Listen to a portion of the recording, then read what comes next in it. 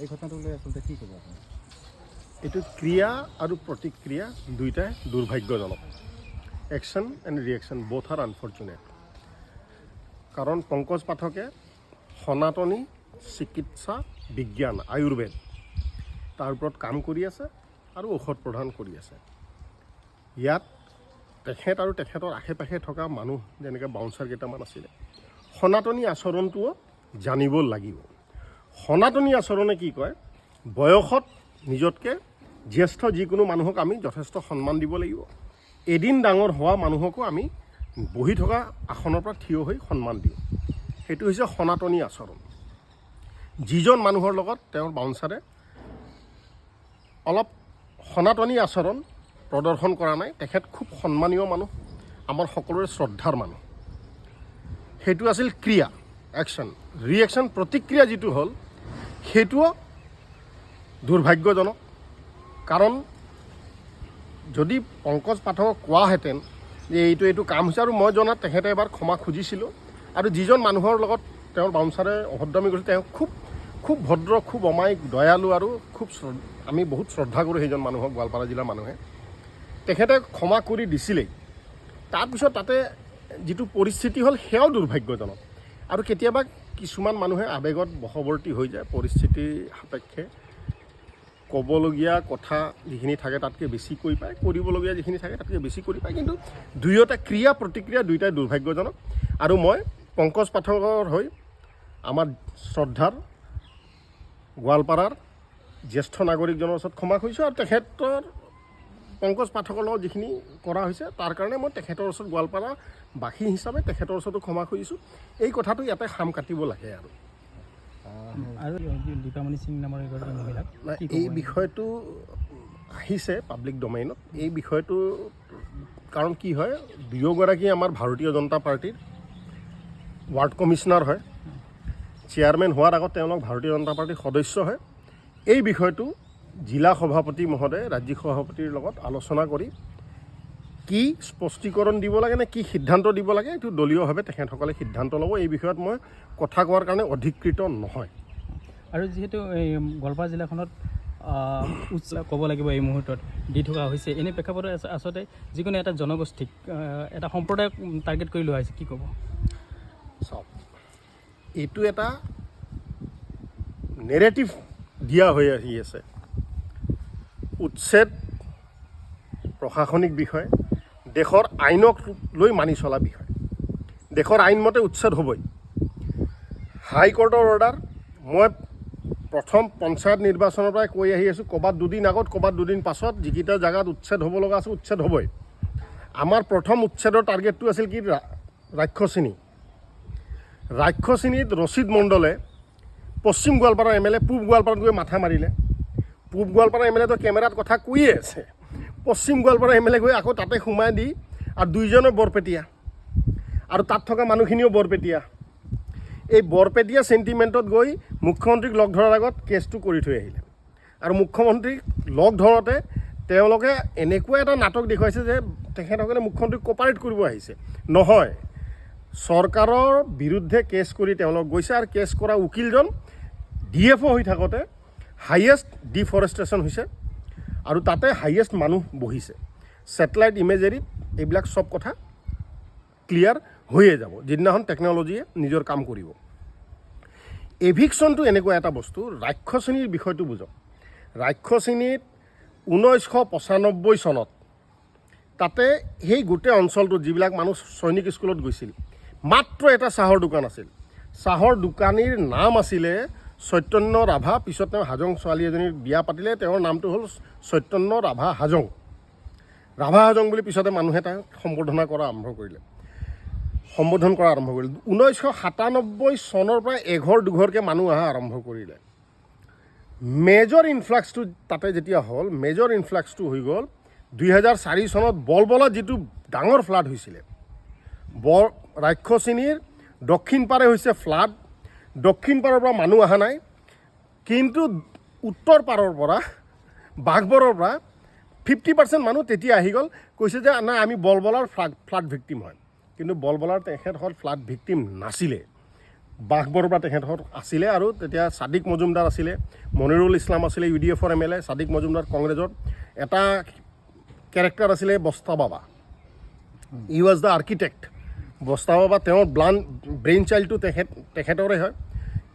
আৰু এই বৰপেটীয়া MLA কেইজন AK ৰচিদ আলম, AK ৰচিদ মণ্ডল, এই গোটেইখিনিয়ে মিলি AK ৰচিদ আলম গোৱালপাৰা কলেজত পঢ়িবলৈ আহি ইয়াতে পলিটিকেল ভেকুৱাম দেখি সোমাই গ'ল।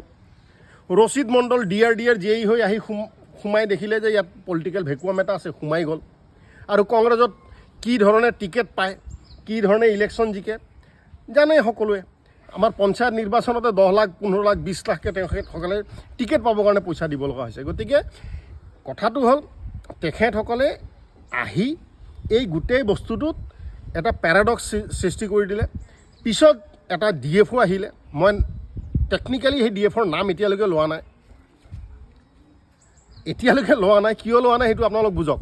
সেই DFজন থাকোঁতেই হাইয়েষ্ট মানুহক আনি ইয়াত বহাই দিলে আৰু এইটো এটা লেণ্ড জিহাদ এণ্ড ভোট জিহাদ মডেলত সেই DFজনে কাম কৰি গৈছে। আৰু দুদিন আগত আৰু দুদিন পাছত ৰাক্ষসিনী দুদিন পিছুৱাই গ'ল কোৰ্টত কেছ দিয়াৰ কাৰণে। দুদিন আগুৱাই ক'ত গ'ল? হাছিলা বিলত যিখিনি মানুহ উচ্ছেদ হৈছে তেখেতসকলক কৈ আছোঁ, ৰাক্ষসিনীত কৰা কেছৰ কাৰণে 48 ঘণ্টাৰ ভিতৰত আপোনালোকক উচ্ছেদ কৰা হৈছে। এইটোৰ কাৰণে ৰচিদ মণ্ডল আৰু AK ৰচিদ আলম দায়ী। এই বৰপেটীয়া মানুহকেইটাৰ যিকেইটা আছে তেখেতসকল বৰপেটাত যাওক, শ্ৰদ্ধা সহকাৰে কৈছোঁ, আপোনালোক বৰপেটাত যাওক, তাতে ধুনীয়াকৈ থাকক, নিজৰ লগতে এই দুজন MLAক লৈ যাওক। এতিয়াতো আফতাবুদ্দিন মোল্লাইতো এইটো বিষয়ক লৈ কেতিয়াও আপত্তি কৰা নাই, যাদৱ স্বৰ্গীয়াৰীটো আপত্তি কৰা নাই, কাৰণ তেওঁলোক গোৱালপাৰাৰ অৰিজিনেল মানুহ। আফতাবুদ্দিন মোল্লা আৰু যাদৱ স্বৰ্গীয়াৰী দুইজনে গোৱালপাৰাৰ অৰিজিনেল মানুহ। তেখেতসকলেও বিচাৰে বৰপেটাৰ মানুহখিনি বৰপেটাত যাওক। আফতাবুদ্দিন মোল্লাটো ভালে পাব, তেখেতেই 3টা সমষ্টিত ৰজা হৈ যাব এই 2টা MLA গুচি যোৱাৰ লগে লগে। গতিকে কংগ্ৰেছৰ ভিতৰৰ এইটো কলহত এইখিনি মানুহৰ হাৰাশাস্তি হৈ আছে। আৰু থাকি গ'ল পুনৰ সংস্থাপন।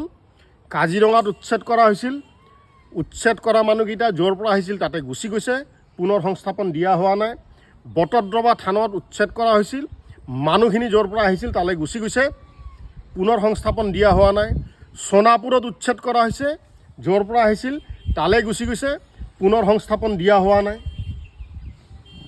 যিসকলৰ আচলতে একোৱেই নাই, যাবলৈ ঠাই নাই, সেইসকলৰ ক্ষেত্ৰত মানৱীয়তা দৃষ্টিৰে আচলতে চৰকাৰে চাব লাগে। আমাৰ চৰকাৰখনে মানৱীয় দৃষ্টিভংগীৰে সকলো কাম কৰি আছে।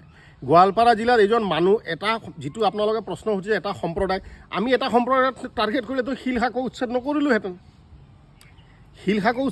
গৰুখুটিত আমি উচ্ছেদ কৰিছোঁ, মানুহ য'ৰ পৰা আহিছে তালৈ গুচি গৈছে। আমি হাছিলা বিলত উচ্ছেদ কৰিছোঁ, আচলতে হাহিলা বিল, মানুহ য'ৰ পৰা আহিছে তালৈ গুচি যাব। যিজন মানুহে এই বেছি নহয় অলপ কেইজনমান পৰিয়ালক তিৰপাল চিৰপাল দি নিজৰ মাটিত থৈ দিছে যে নাই আপোনালোক থাকক ইয়াত, মইতো ক'ম যে আপোনালোকে সেইজন মানুহৰ মাটিয়ে দখল কৰি লওক। আৰে চৰকাৰী মাটিক লৈ ইমান কি লোভ? ভায়েকে 1 ইঞ্চি মাটিৰ কাৰণে ভায়েকক মাৰি দিয়ে। বাপেকে নতুনকৈ বিয়া পাতিছে, আগৰ ঘৈণীয়েকৰ পুতেকক বাপেকে মাৰে বা সেই পুতেকে বাপেকক মাৰি দিয়ে মাটিৰ কাৰণে। মমায়েকে ভাগিনক মাৰে, খুৰাকক ভতিজাই মাৰে, ভতিজাকক খুৰাই মাৰি দিয়ে। 1 ইঞ্চি মাটিৰ কাৰণে আপোনালোকে হত্যা কৰি দিয়ে মানুহক। আৰু চৰকাৰী মাটিক লৈ ইমান কি কথা থাকে? মই সেইখিনি মানুহক কৈ আছোঁ, আপোনালোক যাওক, য'ৰ পৰা আহিছে তাতে যাওক। আৰু যদি আপোনালোকক আমাৰ পুনৰ সংস্থাপন লাগে, 1951 চনৰ ভোটাৰ লিষ্টৰ লিগেচি ডাটা লৈ আনক। ষ্টেট ডিজাষ্টাৰ এণ্ড মেনেজমেণ্ট, আমাৰ ৰেভিনিউ ডিপাৰ্টমেণ্টৰ ডিজাষ্টাৰ মেনেজমেণ্টৰ এটা ডিপাৰ্টমেণ্ট আছে, সেই ডিপাৰ্টমেণ্টে যদি চাৰ্টিফাই কৰে হয় ইমান চনত আমুক চৰ ভাঙিছিলে, সেই চৰৰ মানুহ বুলি যদি নিজকে ক্লেইম কৰে, সেই চনত চৰটো ভাঙিব লাগিব। 1951 চনৰ ভোটাৰ লিষ্টত আপোনাৰ লিগেচি ডাটা থাকিব লাগিব। DC অফিচত আপোনালোক আবেদন দিয়ক, নিশ্চয় চৰকাৰে তেখেতসকলক পুনৰ সংস্থাপন দিব, কিন্তু এইকেইটা কণ্ডিশ্যন লাগিবই। আৰু এটা কথা আৰু ৰাক্ষসিনী অঞ্চলত যেতিয়া আমি উচ্ছেদ কৰিম, তাতে আমি কেইটামান কথা মনত ৰাখিম। কথাকেইটা কি? 2010 চনত তাতে মন্দিৰ ভাঙি দিয়া হৈছিল, 2012 চনত তাতে মন্দিৰ ভাঙি দিয়া হৈছিল, পেট্ৰল দি জ্বলাই দিয়া হৈছিল। ৰাজকুমাৰ ৰায়ক ধৰ ইয়াৰ হাত বান্ধি পেট্ৰল ঢালি জ্বলাই দিয়া হৈছিল জীৱন্তই। জয়ন্ত ৰাভাক জ্বলাই দিয়া হৈছিল। ৰাভা হাছং অট'নমাছ কাউন্সিল আন্দোলনৰ সময়ত 8জনকে খিলঞ্জীয়া মানুহক তাতে হত্যা কৰা হৈছিল। ৰাক্ষসিনী অঞ্চলৰ যেতিয়া এভিকশ্যন হ'ব, এইখিনি কথা মনত ৰাখিয়ে এভিকশ্যনটো কৰা হ'ব। সেইকাৰণে তাতে থকা যিসকল মানুহ যাব খুজিছিলে বাঘবৰলৈ, যোৱাৰ ব্যৱস্থাটো আৰম্ভ কৰক। মই কৈছিলোঁ 2 দিন আগত 2 দিন পিছত। ৰাক্ষসিনী 2 দিন পিছুৱাই গৈছে, মানে বন্ধ হৈ যোৱা নাই। ৰাক্ষসিনী 2 দিন পিছুৱাই যোৱাৰ কাৰণে 2 দিন আগুৱাই গ'ল হাছিলা। সেইখিনিয়ে কথা। আৰু এটা কথা আছিলে কি, যিহেতু আমাৰ লক্ষীপুৰৰ কথা এইটো আহিছে, যে লক্ষীপুৰত মন্দিৰত গৌমুণ্ড যিটো ওলোৱাৰ বিতৰ্ক এটা সৃষ্টি হৈছিল, সেই সময়খিনিতে আচলতে কংগ্ৰেছৰ গৌৰৱ গগৈ এটা কথা কৈছিলে যে এইটো RSSে কৰা বুলি। গৌৰৱ গগৈ ডাঙৰীয়াই কৈছে এইটো বিজেপি আৰু RSSৰ মানুহে কৰা বুলি। মই গৌৰৱ গগৈ ডাঙৰীয়াক সুধিছোঁ, আমি LP স্কুলত গৰুক লৈ ৰচনা লিখি ডাঙৰ হোৱা মানুহ। গৰু চাৰিঠেঙীয়া উপকাৰী ঘৰচীয়া জন্তু, সেইবিলাক ৰচনা লিখা মানুহ হয় আমি।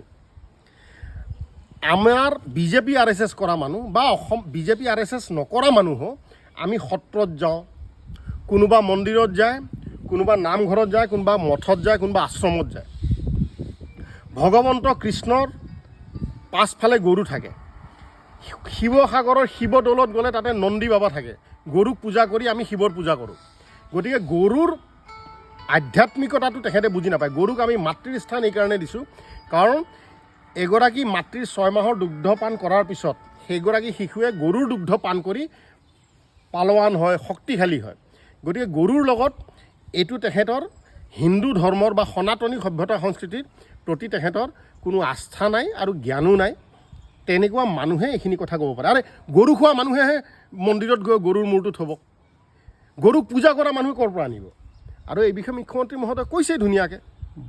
যিখিনি কথা কৈছে এইখিনি যদি আমাৰ ফালৰ পৰা কাউণ্টাৰ যদি আমাৰ আৰম্ভ দিওঁ, কিন্তু আমাৰ মানুহৰ এইটো স্বভাৱ নহয়। গাহৰি খোৱা মানুহ নাই নেকি? গাহৰি খোৱা মানুহ আছে। কোনোবা গাহৰি খোৱা মানুহ কোনোবা মছজিদৰ আগত গাহৰিৰ মূৰ থৈ আহিছে নেকি? কেতিয়াও থৈ অহা নাই, ভৱিষ্যতে থ'বলৈ নাযায়। মই মুছলমান ধৰ্মৰ গুৰুসকলক, যিসকল মুছলমান সমাজৰ মুৰব্বী, তেখেতসকলক এই কথাখিনি বিবেচনা কৰিবৰ কাৰণে অনুৰোধ জনাইছোঁ যে আপোনালোকে এই সমাজক বুজাওক, গৰু খাওক, চৰকাৰী নিয়ম অনুযায়ী খাওক, গৰু খোৱাতটো বাধা দিয়া নাই। কিন্তু খোৱাৰ পিছত আপোনালোকৰ এটা প্ৰট'কল আছে, মূৰ ভৰি যিকেইটা বস্তু খাব নোৱাৰে মাটি খুন্দিব লাগিব, মাটিৰ তলত পুতিব লাগিব। আৰে খাওঁতে ঠিকছে দবাই খাব, আৰু এইখিনি কষ্ট কৰোঁতে কিয় কৃপণালী কৰে? মাটি খুন্দক, তাতে পুতি দিয়ক। কিন্তু এইটো আখৰিক তৃপ্তি, ছেডিষ্টিক প্লেজাৰ ল'বৰ কাৰণে, হিন্দু সভ্যতা, হিন্দু আস্থাক আঘাতকাৰী হানিবৰ কাৰণে এইখিনি মানুহে এইখিনি কাম কৰিছে। আচ্ছা, যিহেতু মন্ত্ৰী জয়ন্ত মল্ল বৰুৱাৰ যিটো গীৰ গাড়ী সম্পৰ্কীয় যিটো কথা বতৰা চলি আছে, আচলতে তেওঁ যিমানখিনি চৰকাৰীভাৱে তেওঁ যি পুঁজি লাভ কৰিছে, আমি কাৰ পতি হয়, কাৰ পত্নী হয়, সেইটো সামাজিক বিষয়। কিন্তু আমি বিয়াৰ আগতে ভাৰতৰ এজন নাগৰিক হয়। মই এই বিষয়ত ইতিমধ্যে আমাৰ ৰাজ্যিক সভাপতিয়েও কৈছে, মুখ্যমন্ত্ৰী কৈছে, মই এই বিষয়টোত নাযাওঁ। কিন্তু মই as a thumb rule principle এটা কথা কওঁ, being a husband of a politician lady or being a wife of a political man doesn't bar my right to exercise of democratic liberty. ভাৰতীয় গণতন্ত্ৰই যিখিনি আমাক অধিকাৰ দিছে এজন নাগৰিক হিচাপে, এজন কোনোবা প্ৰফেশ্যনৰ ব্যক্তিৰ লগত বিয়া হোৱা মানে মোৰ নাগৰিকৰ অধিকাৰটো নেযায়।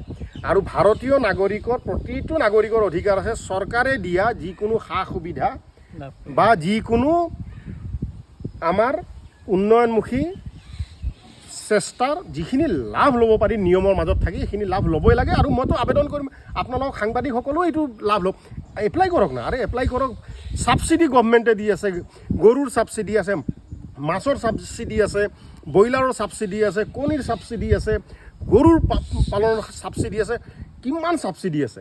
আপোনালোকে উদ্যমিতা হিচাপে এই আঁচনিখিনি লওক। যাৰ যি কেপাচিটি, যোনে এটা গৰু ল'ব এটা গৰুৰ ছাবচিডি লওক, যোনে 20টা গৰু ল'ব 20টা গৰুৰ ছাবচিডি লওক। আৰু গৰু যিহেতুকে আমাৰো ঘৰত ডায়েৰী ফাৰ্ম আছিল এটা সময়ত, মোৰ দেউতাই কৰিছিলে, এই ফাৰ্মিংটো বুজি পাওঁ। তেতিয়া মোৰ দেউতাই আজিৰ পৰা 30 বছৰ আগত 35 বছৰ আগতে এইটো ছাবচিডি পাইছিল এইটো আজিৰ ছাবচিডি নহয় নহয় সেই যুগৰ পৰা বেংকে দিয়া ছাবচিডি গতিকে ছাবচিডি ভাৰতৰ নাগৰিক হিচাপে কোন কাৰ পতি কোন কাৰ পত্নী তাৰ লগত সম্পৰ্ক নাই ভাৰতীয় নাগৰিক হিচাপে এই সুবিধা আদায় কৰিবই লাগে